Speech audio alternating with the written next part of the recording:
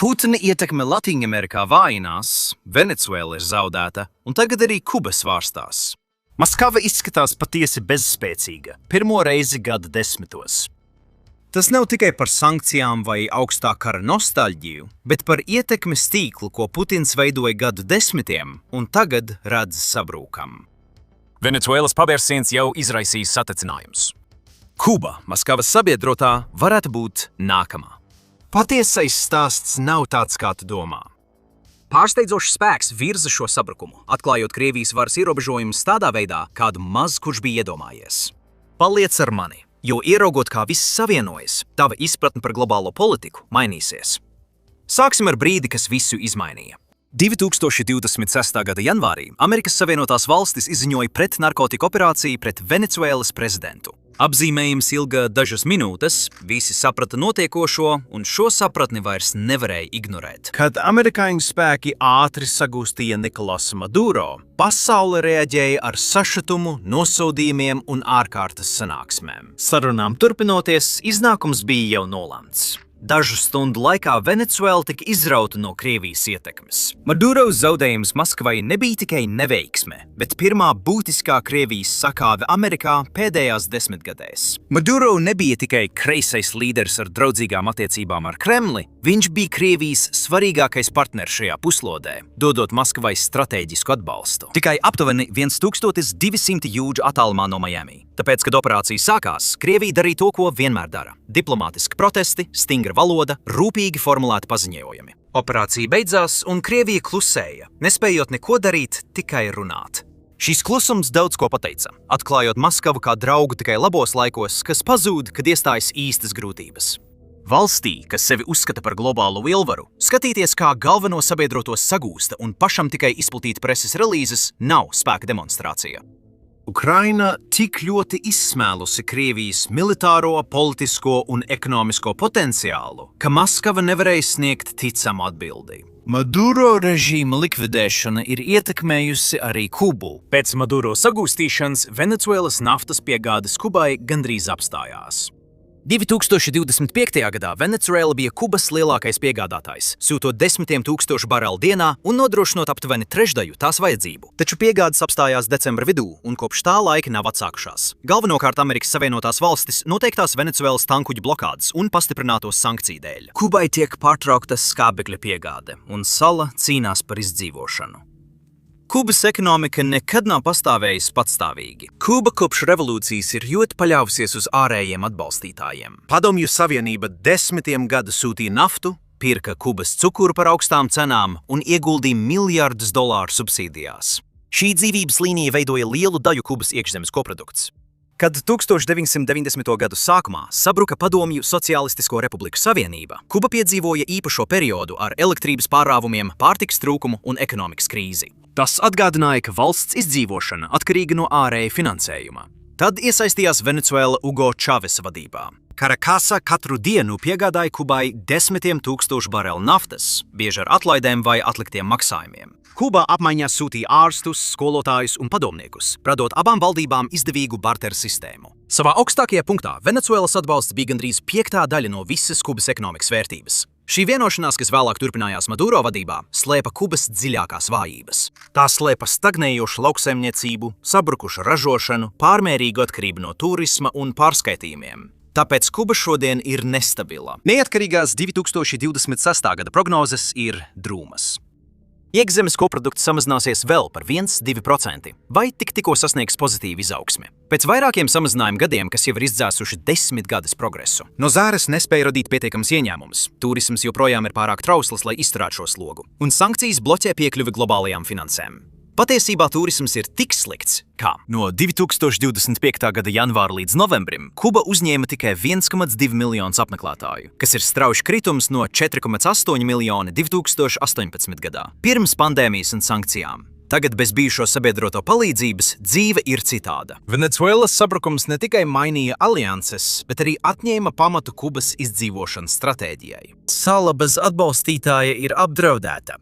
Represijas jau sākas Vašingtonas spiediena dēļ. Lopes Obradors gadiem klusībā ļāva piegādāt naftu Havanai, sniedzot Kubai būtisku atbalstu pēc Venecuēlas sabrukuma. Amerikas Savienotās valstis jau sen prioritāri izolē Kubu un brīdināja Meksiku, ka sūtījuma turpināšana apdraudēs attiecības ar Vašingtonu. Prezidente Šeinbauma to nosauca par suverēnu lēmumu, bet apturēšana ir reāla.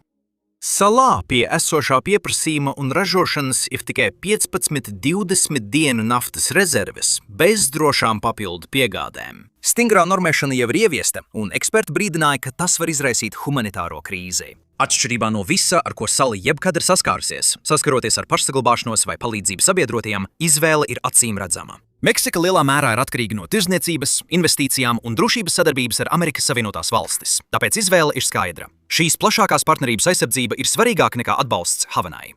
Rezultātā Meksika ir sākusi atkāpties, pārtraucot naftas atbalstu un atstājot Kubu neaizsargātu. Bez šī drošības spilvena sala ir spiesta paļauties uz tāliem piegādātājiem, kas labākajā gadījumā ir neusticami. Es nezinu, vārds choke off oficiāli nozīmē aizņaukt. Kuba ir valsts, kas cieš neveiksmi, un tev jāizjūt līdzjūtība pret Kubu. Amerikas Savienotās valstis Vašingtona pastiprina spiedienu uz Kubu, jo redz retu un īslaicīgu ievainojamību. Sala ir vāja, izolēta un tai ir atņemts atbalsts, uz kuru tā kādreiz paļāvās. Donalds Trumps nebija maigs savos izteikumos runājot par Kubas nākotni. Viņš paredzēja, ka sala drīz sabruks, un tas nebija tukšs drauds. Tā bija skaidra vēsts Kubas elitēm. Sabrukums nav tālu iespēja, bet gaidāms rezultāts.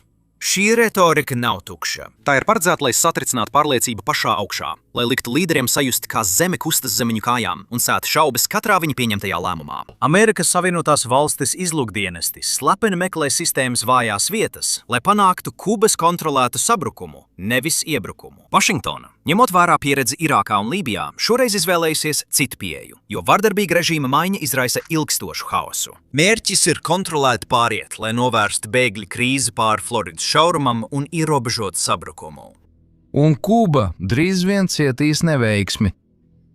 Kuba patiesībā ir valsts, kas ir ļoti tuvu sabrukumam. Publiski Kubas līderi ir spītīgi, pieaug spriedze. Amatpersonas steidz meklēt degvielu, zāles un rezerves daļas. Sanāksmes ilgst, karstās telpās bez kondicioniera, lifti salūzuši. Kontroles tēla saglabāšana šķiet tukša. Katrs elektrības pārāvums, tukšs plaukts un sabrūkoša sistēma grauj režīma autoritāti. Tās nav tikai nērtības, tās nozīmē, ka ģimenes vakaru pēc vakara izlaiž maltītes. Smagas ciešanas pārvērš neapmierinātību nemieros un sagrauj sabiedrību no iekšienes. Amerikas Savienotās valstis uzskata, ka var kontrolēt šo sabrukumu, to pareizi virzot, nevis atstājot nejaušībai. Plaizas jau strauji paplašinās, un vadība izjūt pieaugušo spiedienu ar katru dienu un stundu.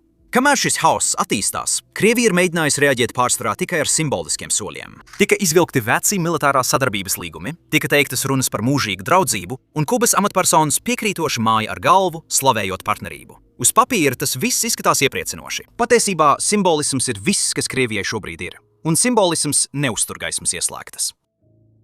Lai saprastu, kāpēc Maskava nevar palīdzēt Kubai, jāplūko lielā bilde. Kopš kara sākuma Krievija rīkojas paredzami. Katrs nozīmīgs ieguldījums ārpus šī konflikta izsmeļ resursus no citiem frontes sektoriem. Sabiedrotie, kuriem vajadzētu būt vērtīgiem, ātri kļūst par apgrūtinājumu. Kad uz šiem partneriem tiek izdarīts spiediens, Maskava izvēlas klusēt, nevis rīkoties. Venecuēla pierādīja šo modeli. Tas nav teoretiski, tas ir reāli. Un tas sūta biedējošu signālu katrai valdībai, kas joprojām paļaujas uz Krievijas aizsardzību. Pat ja paskatāmies uz Krievijas rīcību citur, šis pats modelis atkārtojas Sīrijā. Maskava iesaistās, jo valsts ir pie vidusjūras un kontrolē svarīgus tuvajos austrumos ceļus. Irāna sadarbojas, jo nodrošina ieročus un stratēģisko dziļumu pret NATO. Atbalsts vienmēr bija ar ierobežojumiem un nosacījumiem. Kuba sniedz nelielu strateģisko vērtību, salīdzinot ar riskiem, ar kuriem Amerikas Savienotās valstis saskaras tuvākajā apkārtnē, radot lielas sekas. Krievija ir reaģējoša, nevis strateģiska. Tā reaģē uz tūlītējiem draudiem, bet tai trūkst resursu, lai uzturētu saistības visā pasaulē. Kamēr Ukrainā notiek karš, Kubas iesaiste rada papildu spriedzi. Kubas karotāji tiek sūtīti atbalstīt Krieviju, kamēr pati Kuba cieš. Tā nav partnerība. Maskava izmanto kubieša dzīvības, neko vērtīgu nepiedāvājot. Cietsirdīgā ironija skaidra. Kubas karavīri mirst Ukrainā, kamēr ģimenes mājās sēž tumsā degvielas trūkuma dēļ. Autoritārie režīmi reti sabrūk tāpēc, ka cilvēki iziet ielās. Tie sabrūk, kad pamata lietas vairs nedarbojas, kad beidzas degviela, kad pazūd pārtika, kad valsts vairs nespēja nodrošināt ikdienas dzīves ritējumu. Kuba tuvojas šai robežai ātrāk nekā daudz apzinās, Bet Maskava reaģē ar vecām atmiņām, nevis reāliem risinājumiem. Krievija atsaucas uz augsto karu un Kubas raķešu krīzi, lai izrādītu spēku un brīdinātu Vašingtonu. Amatpersonas runā, it kā joprojām būtu 1962 gads, un Maskava draudētu ar kodola konflikta eskalāciju Karību reģionā. Šī retorika darbojas tikai, ja tai tic, bet šobrīd ticības trūkst. Krievija vairs nav Padomju Savienība. Tai nav milzīgas ekonomikas sabiedroto subsidēšanai un nav ideoloģijas, kas šķistu kā nākotne. Tai nav ticama starposma starp bezdarbību un kodolkara riskēšanu, kas padara atturēšanu neiespējamu. Salīdzinājums ar 1962. gadu kaitē Maskavai, atgādinot, cik vājāka kļuvusi Krievija. Padomju Savienība toreiz spēja aizstāvēt Kubu. Krievija to šobrīd nevar, visi to zina, tāpēc šī blefošana ir bīstama. Simboliskas darbības kā jūras spēku vizītes vai mācības tikai palielina spriedzi, neko neatrisinot. Tās nenovērš elektroenerģijas pārāvumus, nepiegādā degvielu un nestabilizē ekonomiku. Kubas iedzīvotāji izjūt šo spiedienu, bet nesaņem reālu aizsardzību. Ķīna klusībā darbojas. Piegādā elektroiekārtas, rīsus, attīsta zemes un saules enerģijas projektus. Pekinas sniedz Kubai reāla palīdzību un ilgtermiņa ietekmi, kamēr Maskava tikai runā. Problēma neaprobežojas ar Havanu. Nikaragvā tagad pastāv līdzīgs ievainojamības drauds, kas ir pēdējais Krievijas atbalsta punkts Centrālamerikā. Managva tuvinājusies Maskavai, stiprinot militāro sadarbību un atbalstot Krieviju Ukrainas jautājumā. Ja Kuba zaudēs pozīcijas, Nikaragva paliks viena. Ortegas valdība cieš no resursu trūkuma un represijām. Bez reģionālās aizsardzības arī Krievijas pozīcijas tur vainās. Notiek īsta pārmaiņa. Krievija runā kā lielvara, bet realitāte ir citāda. Kur tas atstāja Kubu? Patiesībā ir tikai 3 iespējamie ceļi uz priekšu, un neviens neietver Krievijas palīdzību. viens ceļš ir sarunceļā panākt pārēju, kā Vietnamā. Valdība samazina ekonomikas kontroli, atbalsta privātos uzņēmumus, ārvalstu investīcijas, turismu un eksportu, saglabājot politisko varu. Mēs jau redzējām šādas norādes 2025. gada beigās, kad Havana ieviesa jaunas investīciju noteikumus, un apstiprinājumi bija paredzēti ātrāki. Darbiniekiem maksāja dolāros, ārvalstu uzņēmumi varēja tieši pieņemt darbā, atvieglot īpašumu noteikumi un precizēti nodokļi. Mērķis nebija padoties, bet izdzīvot.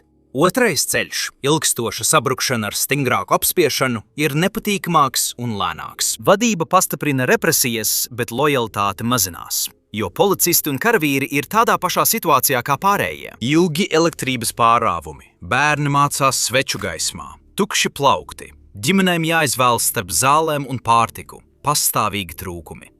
Šādā vidē katrs arests ir aprēķins. Vai risks ir tā vērts? Vara pastāv, bet šķiet trausla un neusticama. Trešais ceļš ir visbīstamākais un vispēkšņākais elites sašķaušanās veids. Kad resursi izsīkst, cilvēki augšgalā sāk vērsties viens pret otru. Slepeni darījumi ar Vašingtonu vai Pekinu sāk spēlēt lomu. Uzticība zūd, un šāda sistēmas sabrūk pēkšņi, nevis pakāpeniski. Tas notiek ātri, kā šķietami stabila struktūra, kas pēkšņi sabrūk. Tas radīs līdzīgu, bet daudz nedraudzīgāku situāciju. Būtiski, ka Krievija nav nozīmīga nevienā no šiem iznākumiem. Maskavai vairs nav ekonomiskas vai militāras ietekmes uz Kubu, un pēc Venecuēlas tās zaudējas uzticamību reģionā. Arī pārējā Latviņamerika to saprot. Krievijas aizsardzība maz nozīmē īsta spiediena gadījumā. Valstis, kas agrāk balansējas starp Vašingtonu un Maskavu, tagad pievēršas partneriem, kas nodrošina degvielu, naudu un stabilitāti. Krievijas klātbūtne šajā puslodē, kas aprobežojās ar fotoiespējiem un ieroču darījumiem, faktiski ir beigusies. Tas nav tikai divu sabiedroto zaudējums, bet arī Maskavas stāsta sabrukums. Gadu desmitiem Krievija vēlējās sevi parādīt kā globālu lielvaru, kas varētu izaicināt Amerikas Savienotās valstis jebkur pasaules kartē. Ukraina šo tēlu sagrāva, Venecuēla apstiprināja, Kuba nostiprina. Kad situācija sarežģīs, Krievijas atbalsts pazūd un citas valstis to vēro un mācās. Krievijas partnerattiecības izskatās labi, kamēr nav riska. Kad spiediens pieaug, tas kļūst gandrīz bezvērtīgas. Kubas nākotne joprojām nav atrisināta. Sala varētu virzīties uz reformām, kļūt represīvāka vai pēkšņi sašķelties. Ja vienotība izjuks, Krievijas nākotne rietumos nav apšaubāma. Šī nodaļa jau slēgta. Ukraina novājināja Maskavu, Venecuēla atvēra robežas, Kuba to apstiprina. Krievija šeit vairs nav spēlētāja, tikai atmiņa. Kubā notiekošais var būt kluss, ātrs un neatgriezenisks. Viss sākās, kad Krievija izvēlējās koncentrēties uz Ukrainu. Tagad Maskava apgūst sūru patiesību. Impērijas, kas pārāk izplešas, pašas neizvēlas no kādiem pienākumiem atteikties. Apstākļi pieņem šos lēmumus viņa vietā. Havana izdziest gaismas, un Maskava vairs nevar tās atkal ieslēgt. Tas ir īstais varas mērs starptautiskajās attiecībās. Kad tu nevari palīdzēt saviem draugiem, neviens vairs neuztver tevas draudus nopietni. Krievija šo mācību apguva visgrūtākajā veidā. Sīna bija puslode.